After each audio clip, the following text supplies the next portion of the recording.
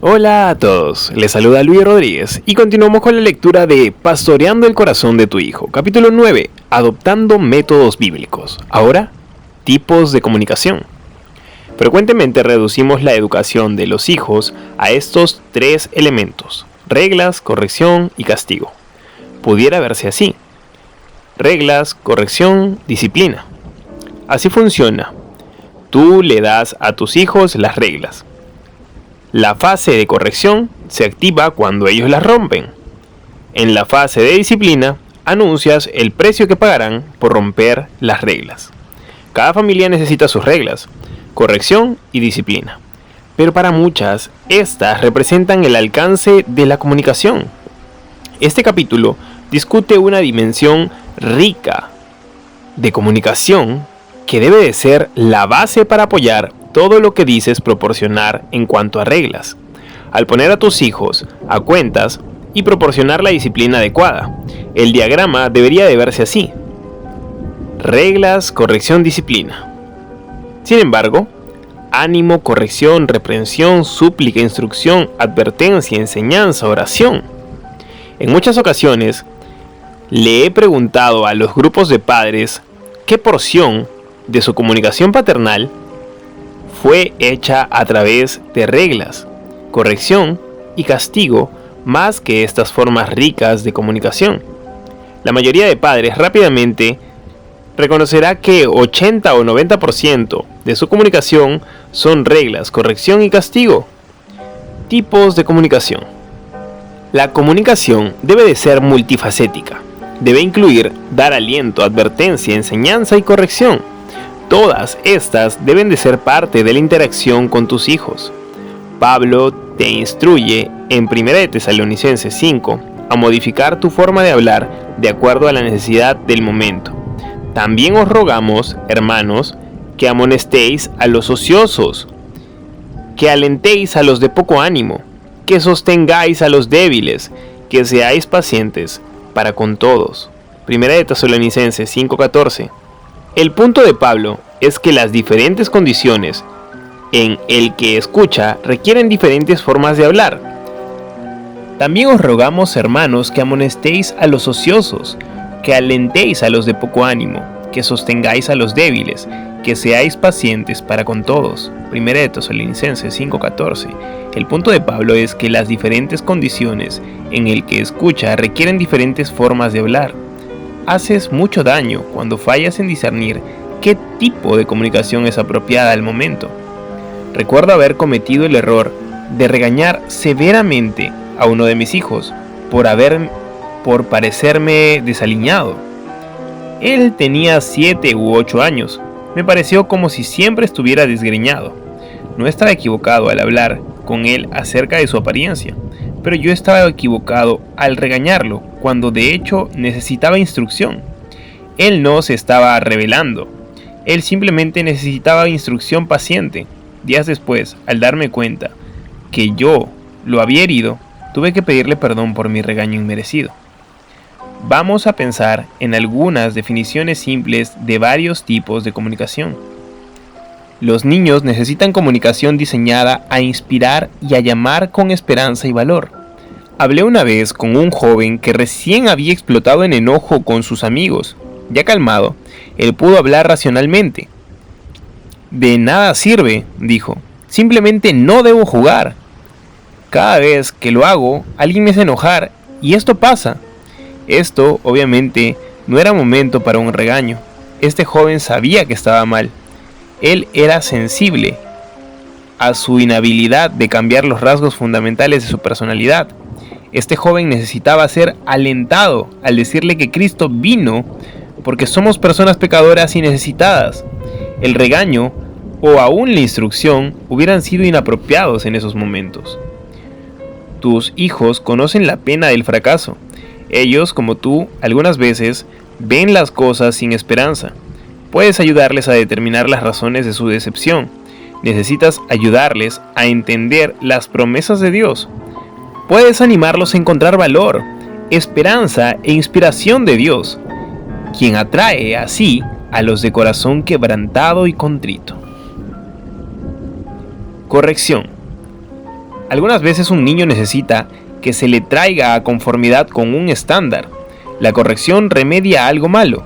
La corrección les da a tus hijos conocimiento de lo que es malo y de lo que puede pasar y de lo que se puede hacer para corregir el problema. La corrección ayuda a tus hijos a entender los estándares de Dios y les enseña a evaluar su conducta con el estándar. Segunda de Timoteo 3:16-17 nos recuerda que la corrección es una de las funciones de la palabra de Dios. Mi esposa Mari estaba teniendo una conversación con nuestra hija una noche. Era una ocasión cuando el asunto que propició la conversación pasó a segundo término, por lo que había pasado durante esta. Nuestra hija estaba jugando el juego de la corrección como una profesional. Ella estaba haciendo todos los movimientos y comentarios correctamente. Sin embargo, mamá sintió que el corazón de Heather no estaba ligado a su mente. Mari probó su intuición al hacerle algunas preguntas. Rápidamente se dio cuenta de la necesidad de corrección de Heather. Ella se dirigió a la respuesta de Heather en términos de Proverbios 9 y el contraste entre la forma que un escarnecedor y la persona sabia reciben la corrección. Ella administró corrección ayudando a Heather a entender el estándar de Dios y determinar su respuesta a la corrección en términos de ese estándar. La resistencia de Heather rápidamente se derritió, seguida por un torrente de lágrimas. La conversación continuó favorablemente. Reprensión. La reprensión censura la conducta. Algunas veces un niño debe experimentar su sentido de alarma, shock y desmayo a lo que ha hecho o dicho. Por ejemplo, nosotros siempre les hemos enseñado a nuestros hijos que hay algunos límites necesarios al hablar libremente. Nunca debemos de decirle a la gente que los odiamos o que deseamos que se mueran o maldecirles. Tales frases podrían traer un regaño severo. Diríamos con evidente alarma e indignación: está mal que tú digas esas palabras. Nunca quiero escucharte otra vez decir esto. Claro que esto sería seguido por otra forma de comunicación, tal como la instrucción, ánimo y oración. Súplica. Esta es la comunicación que es formal e intensa. Involucra implorar, solicitar, urgir y aún suplicar. Sin embargo, no es la súplica de un limosnero, más bien es la súplica urgente de un padre o una madre que entienden a su hijo, los caminos de Dios y lo extremoso del momento, que están dispuestos a mostrar su alma tal y como es a su hijo, en súplica de buena fe, para que su hijo actúe en sabiduría y fe. Es una manera especial de comunicación que se reserva para usarse en casos de gran importancia. Nos adentramos a la súplica en Proverbios 23, pasaje que se ha mencionado anteriormente. Uno no puede evitar escuchar la súplica fervorosa que se nota detrás de las palabras de Proverbios 23-26. Dame, hijo mío, tu corazón. Yo he usado este tipo de comunicación al hablar con mis hijos acerca de lo importante de evitar los pecados sexuales, tales como la pornografía. En una de las ocasiones les había mencionado acerca del peligro de abrirnos nosotros mismos hacia la impureza. Yo les he hablado de cómo el pecado sexual degenera la imagen de Dios y falla en preservar su nombre como santo y glorioso. Les he advertido que una vida sexual mal ajustada cobra muy caro los momentos efímeros de titilación. He combinado mi súplica con las palabras de ánimo de que el gozo del sexo bíblico dentro del matrimonio es hermoso, mucho más allá de toda descripción. Tú encontrarás una buena base para este discurso en Proverbios 5-7. Obviamente, yo no he tenido conversaciones así todos los días, pero súplicas periódicas acerca de asuntos tan importantes como estos traen buenos frutos. Instrucción. La instrucción es el proceso de proveer una lección, un precepto o información que ayudará a tus hijos a entender su mundo. Como padre, estás tratando con gente joven que tiene grandes espacios vacíos en su entendimiento de la vida. Ellos necesitan información acerca de ellos mismos y de otros. Necesitan entender la realidad del mundo espiritual y de los principios del reino de Dios. Tus hijos necesitan un marco conceptual con el que puedan entender la vida. Los proverbios del rey Salomón son una fuente rica de información acerca de la vida. El niño que comienza a entender la caracterización de los proverbios del necio, el holgazán, el hombre sabio, el escarnecedor, etc., desarrollará discernimiento acerca de la vida. Yo estaba sorprendido al ver a mis hijos interactuar durante la secundaria con un conocimiento profundo y percepción que yo no conocí en secundaria. Ellos han sido capaces de evaluar sus respuestas de maneras en las que yo no pude hacer sino hasta los 20 y tantos. ¿La razón? La instrucción en los caminos del Señor les ha dado sabiduría bíblica. Esto es lo que dice el Salmo 119. Advertencia. Las vidas de tus hijos están llenas de peligro. Las advertencias nos ponen en guardia ante un probable peligro. Una advertencia son palabras misericordiosas, ya que es el equivalente a una señal de tránsito que nos alerta fielmente del peligro cuando todavía hay tiempo para escapar sanos y salvos. Un padre alerta puede hacer que su hijo escape del peligro, aprenda en el proceso, y pues la advertencia persevera. Los siguientes proverbios contienen advertencias para el sabio y para el que discierne. 12:24. Mas la diligencia será tributaria. 13:18. Pobreza y vergüenza tendrá el que menosprecie el consejo. 14:23. Mas las vanas palabras de los sabios empobrecen. 15:1. Mas la palabra áspera hace subir el furor. 16:18. Y antes de la caída, la altivez de espíritu. 17:19. Y el que abre demasiado la puerta busca su ruina. 19:15. Y el alma negligente padecerá hambre. Esta es solamente una lista que sugiere advertencias en proverbios. Una de las maneras más poderosas en las que nosotros podemos advertir a nuestros hijos es llenar sus mentes con precauciones bíblicas. ¿Cómo funcionan las advertencias? Una advertencia es simplemente un enunciado donde A te lleva a B. Por ejemplo, la flojera dirige a la esclavitud. La persona floja va a terminar en alguna forma de servidumbre. La advertencia es una aplicación del principio: sembrar y cosechar. ¿Qué se enseña en la Escritura? La advertencia es una aplicación del principio sembrar y cosechar que se enseña en la Escritura. Advertir a tus hijos no es cuestión de gritarles energéticamente al estar saliendo para algún lugar. Es familiarizarlos con el principio de sembrar y cosechar, que se encuentra en la Escritura. Es pasar tiempo con ellos ayudándoles a entender enunciados A te guía a B de la Escritura.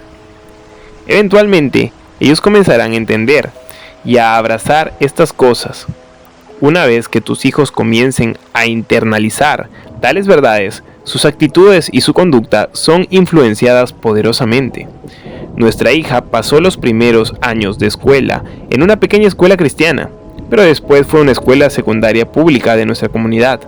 Cuando la dejamos en la escuela el primer día, teníamos un nudo en la garganta. Al verla pasar a través de las puertas de su gran escuela, sabíamos que no conocía a nadie. Al pasar los días, fueron las advertencias y las palabras de ánimo de proverbios las que permitieron que ella pudiera formar nuevas amistades. Los proverbios advierten, 14:7, de los necios y nos instruyen de los Los proverbios advierten, 14:7, de los necios y nos instruyen que nos alejemos de ellos. También identifican a un necio. El necio muestra su disgusto de inmediato, 12:16. Cualquiera que propaga calumnias es un necio, 10:18. Estas y muchas otras advertencias le dieron a ella la base para una sabia discriminación al formar sus amistades. A pesar de que nunca había estado en una escuela tan grande, la escritura le preparó para hacer buenas decisiones. ¿Cómo funciona este proceso en la práctica? Hubo conversaciones como esta, pues. Tina. Hola, tú eres una chica nueva, ¿verdad? ¿Cómo te llamas? Heather. Tina. Hola, soy Tina. Ven a almorzar conmigo. Te contaré de esta escuela. Heather. Ah, está bien. Tina. ¿Ves a esta chica que está viniendo con la bandeja? Ella es Cristina. Es muy popular. Ella piensa que es grandiosa porque tiene ropas lindas y su novio juega fútbol. No la puedo soportar. Ah, hola Cristina. Ella es mi amiga Heather. ¿Qué está aprendiendo Heather? Tina es una difamadora. Aunque ha roto el hielo con Heather, ella es alguien en quien Heather no puede confiar. El conocimiento de los proverbios ha preparado a Heather para hacer una evaluación de discernimiento de esta chica. Las advertencias que ha recibido e internalizado como un padre. Las advertencias que ha recibido e internalizado como parte de su sistema de valores le han enseñado discernimiento. Enseñanza. La enseñanza es el proceso de impartir conocimiento. Enseñar es acusar que alguien sepa algo. Algunas veces la enseñanza se lleva a cabo antes de que se necesite. Frecuentemente es más poderosa después de un problema o fracaso. Como padre piadoso tienes mucho que impartir, sacando conocimiento de las escrituras.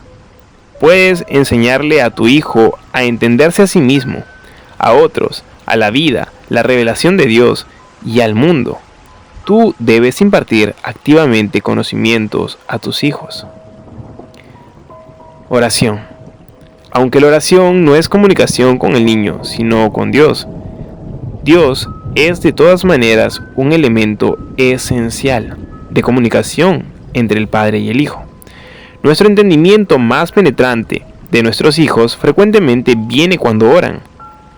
El entendimiento de lo que oran y cómo oran frecuentemente es una ventana a sus almas. De la misma manera, la oración de los padres provee instrucción y conocimiento para el niño. No estoy sugiriendo que ores para el consumo de tu hijo, pero que reconozcas que al escuchar tu oración le comunicará tu fe en Dios. Resumen, este es el punto.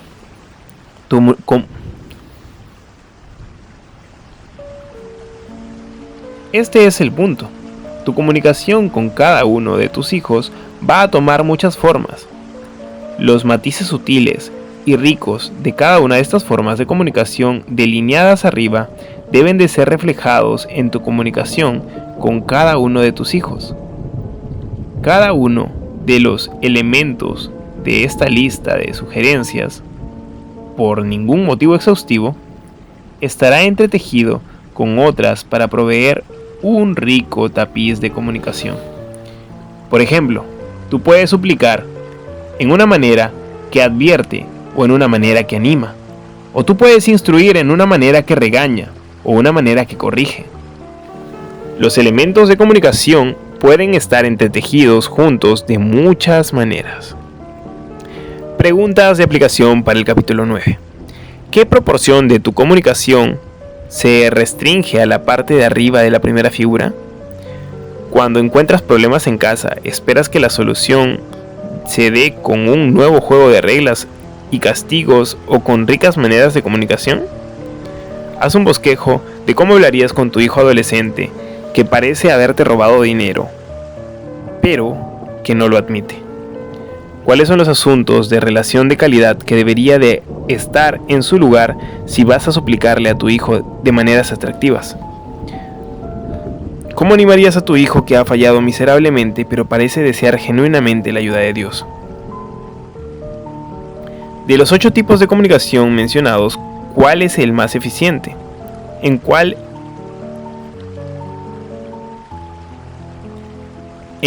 eres más eficiente? ¿Y en cuál eres menos? Al final, te das cuenta, la comunicación es un reflejo del corazón, porque de la abundancia del corazón habla la boca.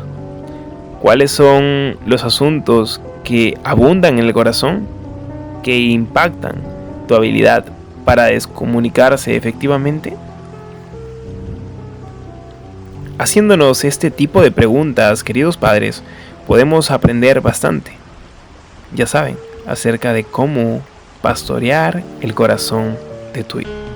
Si gustas de los mensajes de la palabra de Dios, es hora que nos ayudes a compartirlos para poder llegar a más hogares. Y no te olvides que todos los días estamos haciendo devocionales, un tiempo especial para pasar con Dios. Suscríbete, comenta y comparte todos los días.